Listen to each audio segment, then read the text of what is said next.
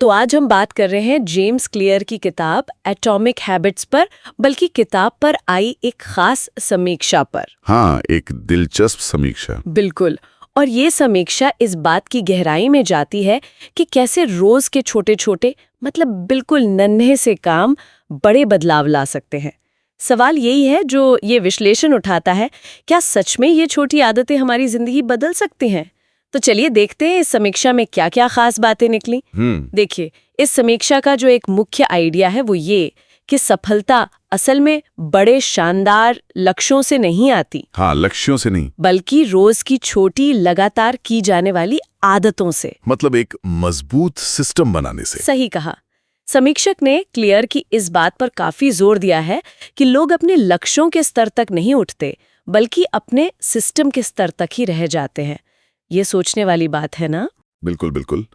और समीक्षा के हिसाब से ये सिस्टम ही सबसे अहम चीज है। देखिए, लक्ष्य तो ठीक है, दिशा दिखाते हैं, बताते हैं कि पहुंचना कहाँ है। पर समीक्षा कहती है कि असली प्रगति वो तो सिस्टम से होती है, जिसे हम रोज फॉलो करते हैं। समीक्षा का इशारा ये भी है कि सिर्फ इच्छा शक्ति मतलब विल पावर, वो काफी नहीं होती अगर सिस्टम ठीक ना हो तो।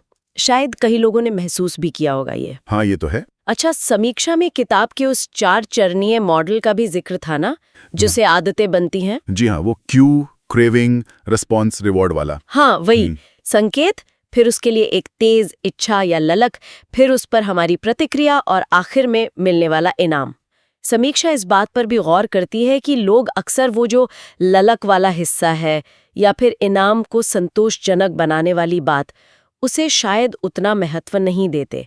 क्या इस पर कुछ और कहा गया है समीक्षा में? हाँ, बिल्कुल।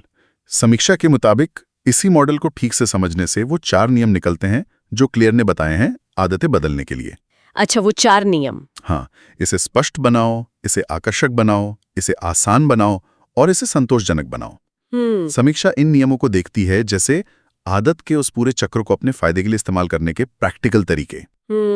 खास तौर पर वो आकर्षक बनाने और संतोषजनक बनाने वाली बात पर समीक्षा में ज्यादा जोर है, शायद इसलिए कि ये सीधे सीधे इच्छा और इनाम से जुड़े हैं। सही। और समीक्षा में कुछ उदाहरण भी दिए होंगे। मुझे याद है किताब में तो कई थे। इस समीक्षा में किन पर फोकस था? हाँ, समीक्षा कुछ बहुत सीधे साधे लेकिन असरदार उदाहरणों को उठाती है, जैसे रोज पढ़ने की आदत डालनी है तो किताब को तकिए के पास रख लो, यानी संकेत को स्पष्ट बना दिया। बिल्कुल।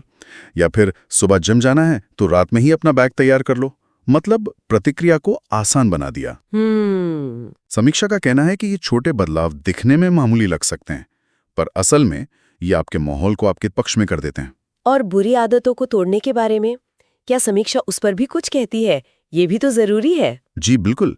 समीक्षा इसी लॉजिक को उलटकर बुरी आदतों पर लगाने की बात करती है। जैसे मान लीजिए सोशल मीडिया बहुत ध्यान भटकाता है। हाँ, आजकल ये आम है। तो उसके नोटिफिकेशंस बंद कर दीजिए, मतलब संकेत को अदृश्य बना दिया। अच्छा। या फिर अगर जंक फूड खाने की आदत है तो उसे घर में रखना ही बंद कर दो, मुश्किल बना दो उसे खाना। यानी प्रतिक्रिया को मुश्किल बना दिया। बिल्कुल। समीक्षा इस बात पर बल देती है कि इच्छा शक्ति से लड़ने के बजाय अपना माहौल बदलना कहीं ज्यादा कारगर होता है। ये बात तो समझ आती है। अच्छा, एक और दिलचस्प चीज जिस पर समीक्षा ध्यान खींचती है वो है हर दिन सिर्फ 1% बेहतर बनने वाला आइडिया। हाँ, वो 1% वाला। सुनने में तो बहुत छोटा लगता है 1%। क्या सच में इससे कोई बड़ा फर्क पड़ता है? समीक्षा का क्या कहना है इस पर? देखिए, समीक्षा इस 1% वाले विचार को किताब का एक बहुत ही शक्तिशाली पहलू मानती है। ये बिल्कुल चक्रवृद्धि ब्याज जैसा है। अच्छा, कैसे? शुरुआत में इसका असर शायद दिखे भी ना, लेकिन लंबे समय में ये छोटे छोटे सुधार जुड़कर बहुत बड़ा बदलाव लाते हैं। समीक्षा इस बात पर जोर देती है कि लोग अक्सर तुरंत बड़े नतीजे चाहते हैं और इस धीमी लगातार होने वाली प्रगति की ताकत को अनदेखा कर देते हैं। सब्र नहीं होता। सही। समीक्षा का मानना है कि ये सोच सब कुछ या कुछ नहीं वाली मानसिकता से बाहर निकलने में मदद करती है। रोज थोड़ा करना भी ठीक है, मतलब बड़े लक्ष्यों का पीछा करने से बेहतर है कि रोज थोड़ा थोड़ा बेहतर होने पर ध्यान दें, जैसा कि समीक्षा बता रही है। हाँ, समीक्षा के अनुसार यही निरंतरता, यही कंसिस्टेंसी सबसे महत्वपूर्ण है। जैसा उस विश्लेषण में एक जगह कहा भी गया है, हमारा भविष्य हमारे बड़े इरादों का नहीं बल्कि हमारी रोज की छोटी छोटी आदतों का आईना होता है। वाह। ये फिर से वही सिस्टम पर फोकस करने वाली बात को पुख्ता करता है।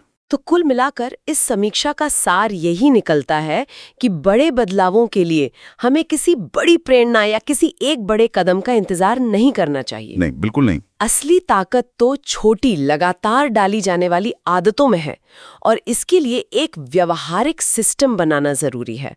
समीक्षा इसे सिर्फ मोटिवेशन नहीं बल्कि एक कारगर रणनीति के तौर पर पेश करती है। बिल्कुल सही कहा। और इस पूरी बातचीत के बाद एक सवाल शायद सोचने लायक है, जो इस समीक्षा के नजरिए से भी जुड़ता है। क्या सवाल? अगर हम अपने अंतिम लक्ष्य पर थोड़ा कम ध्यान दें और उस लक्ष्य तक ले जाने वाले सिस्टम को बनाने और उसे हर दिन बस थोड़ा सा, शायद 1% बेहतर बनाने पर ज्यादा ध्यान दें, तो हमारे विकास की, हमारे आगे बढ़ने की पूरी प्रक्रिया कैसे बदल सकती है? सोचने वाली बात है। आज ही अपने उस सिस्टम में ऐसा कौन सा एक छोटा सा, बिल्कुल नन्हा सा बदलाव किया जा सकता है जिससे बस शुरुआत हो जाए।